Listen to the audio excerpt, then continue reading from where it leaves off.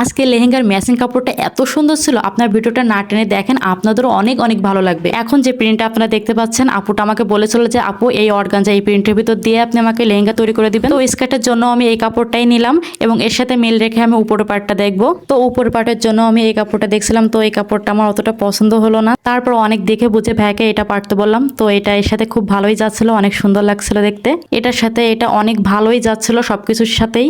তো অনেক গেলেছি গেলেছি একটা ভাব ছিল, আমি ভাবলাম যে এটা নিলেই ভালো লাগবে। আপু আমাকে এটাই পছন্দ করে দিল। এই দুটার সাথে ফলসের কাপড় নিয়ে নিলাম। এবার চলে গেলাম ওড়নার দোকানে। তো ওড়নার দোকানে গিয়ে প্রথমে এই ওড়নাটা বের করে দিল, তো আমার অতটা পছন্দ হলো না। আরেকটা দোকানে গেলাম, তো এই ওড়নাটা আমার খুবই ভালো লাগলো এবং এটা ছিল অর্গানজার ভিতরে। তো এটার সাথে সবকিছুর সাথে ভালোই যাচ্ছিল। তারপরেও আমি আরেকটা বের করতে বললাম, তো এইটা আরো বেশি সুন্দর ছিল এটার থেকে। তারপরেও আমি দেখছিলাম কেমন লাগে। নেট কাপড়ের উপর জরি সুতার কাজ, অনেক গেলেছি গেলেছি একটা ভাব দিছিল এটাই। তারপরেও দুইটার ভিতরে আমি কম্বিনেশন করে